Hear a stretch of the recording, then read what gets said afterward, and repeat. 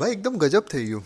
એટલે હું તમને વાત કરું કે હું દર મંગળવારે બડા ગણેશ ગણપતિ જાઉં જ્યારે સુરતમાં આવું. એટલે ઓફકોર્સ હું સુરતમાં જ હોઉં. તો હમણાં છેલ્લા એટલે 2025માં મેં એવું ચાલુ કર્યું કે હું સ્ટોરી મૂકવાની ચાલુ કરી. કારણ કે મેં એક બે વાર સ્ટોરી મૂકીને તો લોકોએ એમ કીધું કે હા ભાઈ તું આવી રીતે મૂક્યા કર. કારણ કે અમારાથી જવાતું નથી, અમે આઉટ ઓફ સુરત છે, કાં તો સુરત છે પણ સુરતમાં ટાઈમને લીધે નથી જવાતું. એટલે મેં કીધું સારું ચાલો, મેં કીધું થોડાક ફોલોવર છે તો આપણે મૂકી દઈએ, એટલે લોકોને બી સારું પડે, લોકોને દર્શન થઈ જાય. એટલે એ હિસાબે મૂકવાની મેં ચાલુ. 5-6 મંગળવાર ગયા ને પછી એક જેનો મેસેજ આવ્યો મારા પર, એ સ્ટોરી પર રિપ્લાય આવ્યો. રિપ્લાય હતો કેમ ભાઈ લગ્ન નથી થતા કે.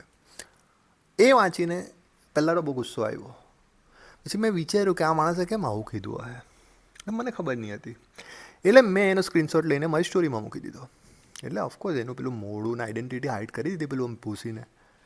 ને એમાં જે બધા વિચારને બધાના રિપ્લાય આવ્યા ને, હેડ્સ ઓફ ભાઈ, હેડ્સ ઓફ. એટલે હું વિચારમાં પડી ગયો કે ક્રિએટિવિટી, આટલી પીક ક્રિએટિવિટી કેવી રીતે હોઈ શકે. અમુક જણાએ ચાલુ કર્યું કે હા એવું આટલા મંગળવાર ભરવાના, આમ કરવાનું તેમ કરવાનું. બીજા મંદિરના ઉદાહરણ આપ્યા કે આપણે તમને કોઈ અહીંયા જવાનું, અહીંયા તમારે આ સ્વીટ ધરાવીને તો તમારે લગ્ન થઈ જાય.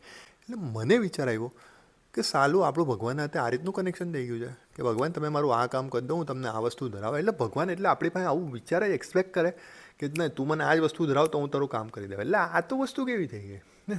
ચલો માયના તમારા લગ્ન થઈ ગયા, આટલા મંગળવાર ભર્યા ને પછી લગ્ન થઈ ગયા તો પછી એટલે તમે જવાનું બંધ કરી દો. એટલે આ તો હ્યુમન ટુ હ્યુમન જે રીતનું આપણું પેલું હોય ને કે ભાઈ તું મમરા લાવજે, હું કાલે સેવ લાવવા, પેલો કાલે છે ને ચટણી લાવે, આપણે બનાવીને ભેલ બનાવો.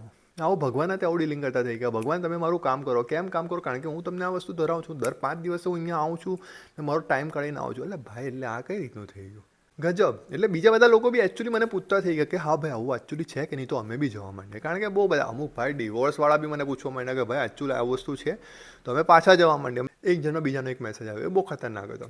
એમ કે ભાઈ આ વસ્તુ સાચું છે. મેં કીધું મને ખબર નથી. કેમ કે ભાઈ એવું હોય તો હું આવતા મંગળવારે નહીં જવા. મેં કીધું કેમ?